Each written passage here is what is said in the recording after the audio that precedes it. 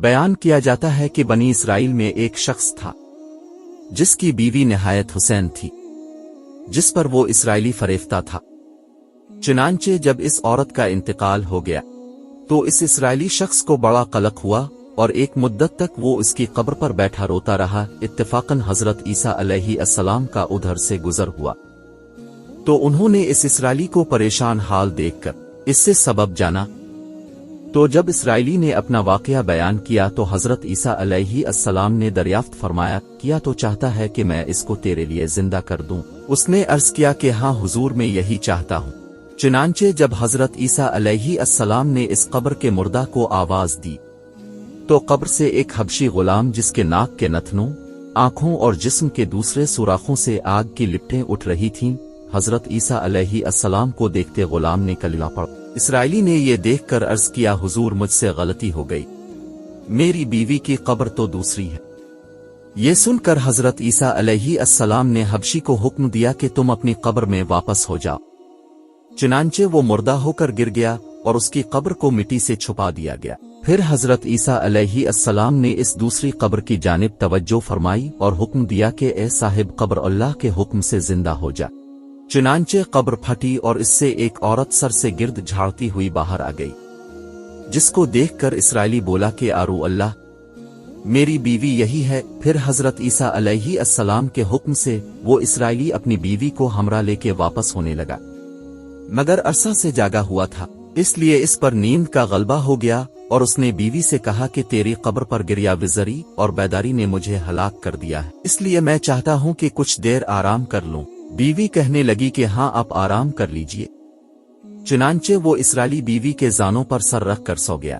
اتنے میں ایک گھوڑے پر سوار ایک شہزادے کا ادھر سے گزر ہوا جو اپنے زمانے کا یکتا حسین تھا، جس کو دیکھ کر شہزادی اس پر فریفتہ ہو گئی اور اس کا دل قابو میں نہ رہا۔ اس نے سر زانوں سے نیچے رکھا اور فرط محبت و غلبہ عشق سے مجبور ہو کر شہزادے کے سامنے جا کھڑی ہوئی۔ ادھر جیسے ہی شہزادے کی نظر اس پر پڑی، وہ بھی اس کو دیکھ کر اس پر فریفتہ ہو گیا اور عورت کی خواہش پر اس کو اپنے گھوڑے پر بٹھا کر لے گیا۔ چنانچہ اس کے شوہر نے بیدار ہو کر جب اپنی بیوی کو نہ پایا تو نہایت پریشان ہوا اور اس کے ملنے کی تدبیر سوچنے لگا۔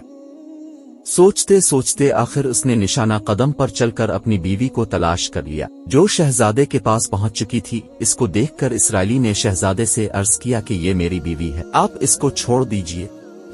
ابھی شہزادہ کچھ کہنے بھی نہ پایا تھا کہ اس عورت نے کہا، میں تیری بیوی نہیں بلکہ شہزادے کی لونڈی ہوں۔ یہ سن کر شہزادہ اسرائیلی سے کہنے لگا، مجھ سے میری لونڈی کو لینا چاہتے ہو؟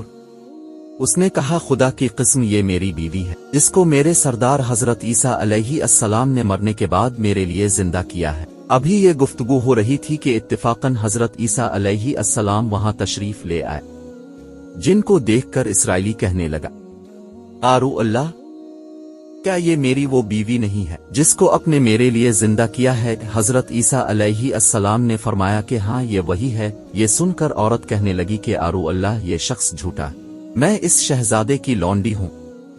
حضرت عیسیٰ علیہ السلام نے فرمایا، کیا تو وہ عورت نہیں جس کو میں نے اللہ کے حکم سے زندہ کیا ہے؟